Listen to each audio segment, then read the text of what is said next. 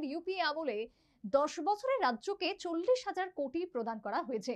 অপরদিকে বিজেপির নেতৃত্বাধীন এনডিএ আমলে বিগত 10 বছরে রাজ্যকে প্রদান করা হয়েছে 94,000 কোটি টাকা। বক্তা কেন্দ্রীয় স্বরাষ্ট্রমন্ত্রী তথা বিজেপির second in command Amit Shah. সেই সাথে তিনি কটাক্ষ করে বলেন, বাম আমলে ছিল না রাজ্যে রোজগারের ব্যবস্থা, যুবকদের হাতে বন্দুক তুলে দেওয়া হয়েছিল। আর মোদি জামানায় উত্তর পূর্বের 10টি বিক্ষুব্ধ সংগঠনের সাথে সমঝোতা, যুবকদের হাতে তুলে দেওয়া হয়েছে ল্যাপটপ। কুমারঘাট পিডব্লিউডি ময়দানে সোমবার বিজেপি প্রার্থীদের সমর্থনে জনসভা অনুষ্ঠিত হয়। এই নির্বাচনী জনসভায় কেন্দ্রীয় স্বরাষ্ট্রমন্ত্রী অমিত শাহ উপস্থিত ছিলেন।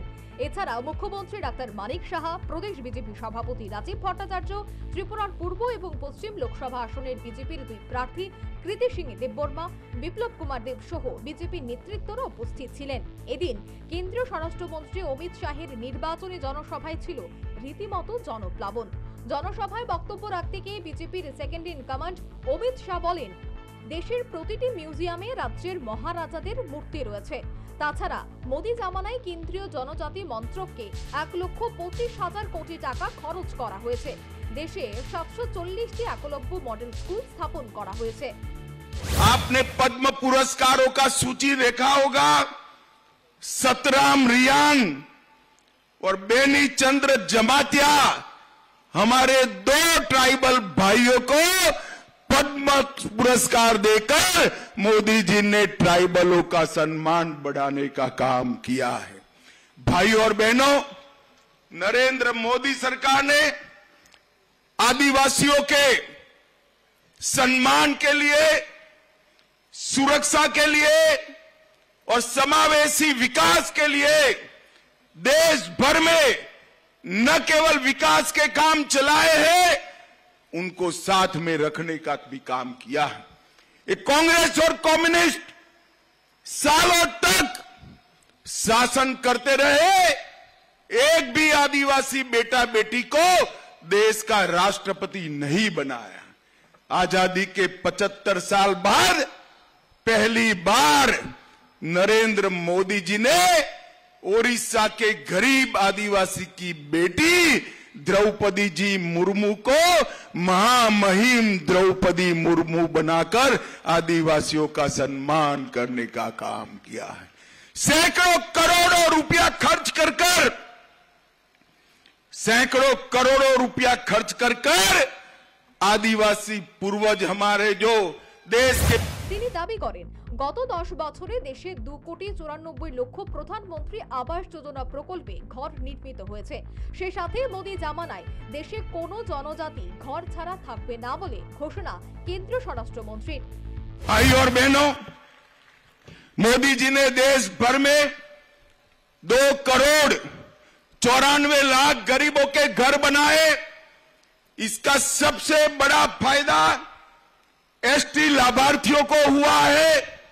21% घर एसटी को मिले, 14 करोड़ टॉयलेट बनाए, 70 करोड़ लोगों को 5 किलो चावल प्रति माह प्रति व्यक्ति मुफ्त में दिया जाता है। त्रिपुरा वालों, आपको मिलता है या नहीं मिलता है, जरा बताओ तो। भाई चावल आता है ना? हर एक के घर में गैस का सिलेंडर भेजने वाले हैं और नए 3 करोड़ घर मोदी जी ने वादा किया है। बाद में कोई भी ट्राइबल हमारा घर बगैर का नहीं रहेगा, ये मोदी का गारंटी है भाइयों। তিনি আরো বলেন, বিজেপি সরকারের আমলে ত্রিপুরা রাজ্য থেকে 23টি রেল চালু করা হয়েছে।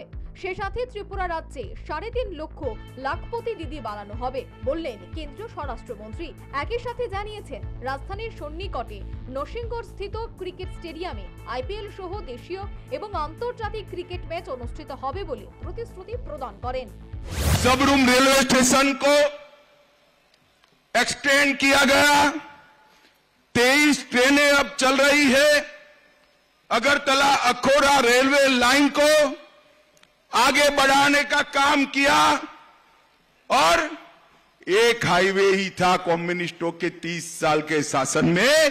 अब त्रिपुरा में 9 हाईवे बनाने का काम नरेंद्र मोदी सरकार ने किया है। विद्या ज्योति स्कूल को सीबीएसई में लिया, बमुतिया में सेंट्रल संस्कृत यूनिवर्सिटी बन रही है, नरसिंहगढ़ में अंतर्राष्ट्रीय क्रिकेट स्टेडियम बन रहा है, जिससे आईपीएल और राष्ट्रीय मैच भी यहां आएगी।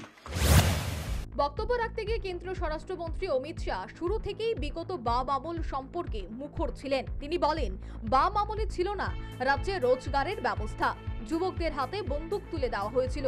কিন্তু মোদি জামানায় উত্তর পূর্বের 10টি বিক্ষুব্ধ সংগঠনের সাথে সমঝোতা, যুবকের হাতে তুলে দেওয়া হয়েছে ল্যাপটপ। भाई और बहनों, कम्युनिस्ट जहां जहां गए वहां क्या छोड़ा?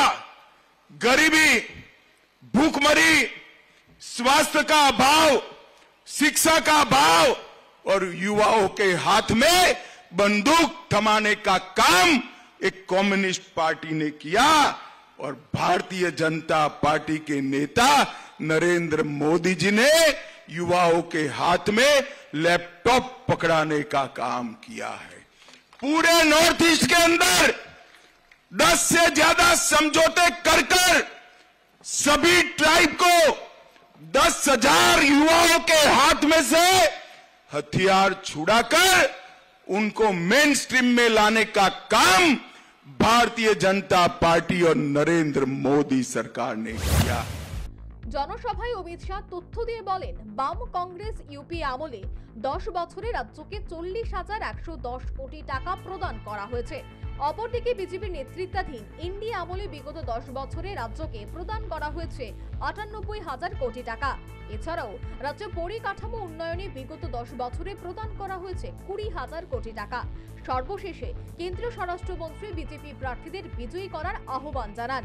একই সাথে ত্রিপুরাকে বিকশিত রাজ্য বানানোর নির্বাচনী প্রতিশ্রুতি প্রদান করেন কেন্দ্রীয় স্বরাষ্ট্রমন্ত্রী। Bureau report, news vanguard.